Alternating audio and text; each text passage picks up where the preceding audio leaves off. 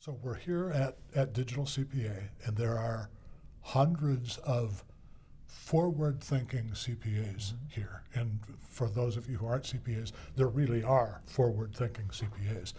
And there's a whole bunch of them here, and they're going to be asking you, how does this work? They talk about blockchain, for example, and they will want to understand what are the mechanics of Bitcoin, what are miners and all of that stuff. And so I want to check with you kind of a theory I have. I have been saying to my colleagues that blockchain is roughly analogous to electricity.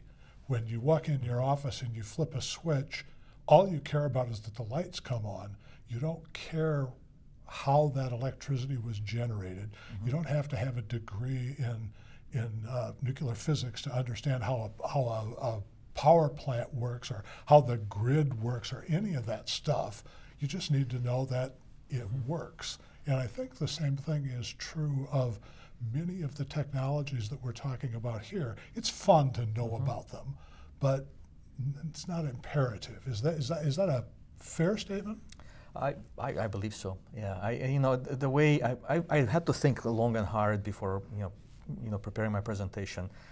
I knew these questions would be coming, so I thought, how do I explain these concepts? How do I explain blockchain, if asked?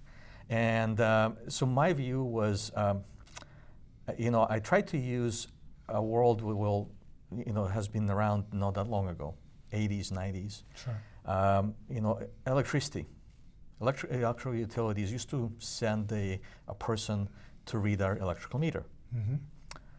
Some of us were unscrupulous homeowners would wind the meter back, not to pay the electric.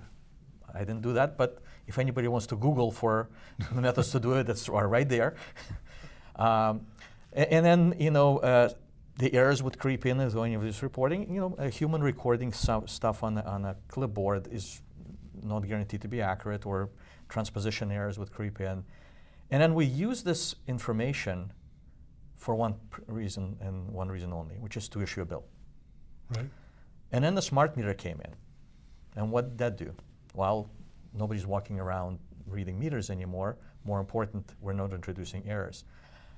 But most important is the information that we're reading is read in real time, and it's being used to change the business model of the utility. We can do things, we can augment law enforcement, for example, for spotting grow-ups, which is something we've never been able to do before. Right. We're able to do time of day pricing, for flexible pricing for electricity. We're able to adjust the demand and supply, which is one of the most important things in electrical utilities. And what enabled that was ability to collect and transfer data over the internet, and then be able to do the analysis on it. So it just opened up the whole opportunity for the analysis. So if you think of blockchain, let's abstract the Bitcoin out of that. So what is blockchain in the accounting world? It's what internet is to IoT. Right. It's a way for getting the data, which today accountants get late and in periodic, just like the electricity meter was inaccurate. With just the electricity meters were inaccurate, and we only get them once a month. It allows us to get this continuously in real time as transactions are happening. So you can now apply audit on that as transactions are happening, and move away from periodic audit to continuous audit, for example. Do you need to know how it works? No, you don't. As you said, it's there. It's just, the ledger is there, and this is just a distributed ledger. So a ledger to which we'll write, at the same time. So, you want to assure privacy and integrity and trust and so on. But that's really what blockchain is about. Is about that. But you don't need to know how Bitcoin is mined to really understand what you need to do with it. So when the farmer moved off the farm in 1850 and moved to the city, to the factory, actually his standard of living, in most cases, standard of living went up. The guy who used to walk the neighborhood, walking into your house and checking your meter, he's no longer there, but he's now, or his grandson is now has a job as a data scientist at the, so his life got better. How many of us get caught? Maybe some of those farmers didn't make the trip into town, and so they were completely disintermediated, and that's very painful for them. Do you see the same kind of pain in the accounting profession, or are there some who aren't going to make the jump? Well, I do believe there's going to be people who are going to resist the change. Sure.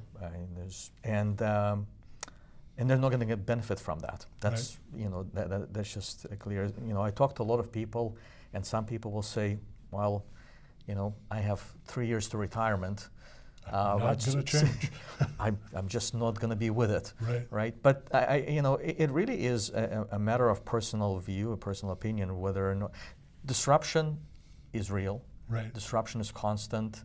Disruption, or this what's called creative destruction, right, is the basis of capitalism. Sure. You can't stop that. Right. So the only things you can do is be punished by it, mm-hmm. or try to find yourself right. on a winning side of it, on the creative side of the creative destruction. Exactly. So my good friend Ron Baker has a great saying that progress is oftentimes made one funeral at a time.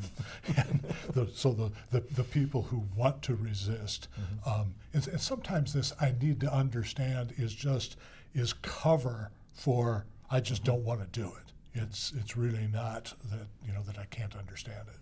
Yeah, and every time a new technology comes along or a new way of doing things comes along, there's always detractors. Well, the people will always explain to you why something is not going to work. Mm-hmm. But if we look around and we look at people who have succeeded, right, they've taken a very opposite approach. Right. That says, how do I make it work? Mm-hmm. How do I move with the progress? How do I move with the technology? How do I harness it to my benefit, mm-hmm. as opposed to complain and resist it?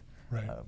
And I loved what you said earlier, Leon, that about employing technology for business models. That most of the disruption comes through business models. I mm-hmm. had a conversation this morning with a guy that I ran into in the lobby, and we began talking about Lyft and Uber, and he was telling me what amazing technology that was, and I said, well, it's really a great business model, but there is no technology.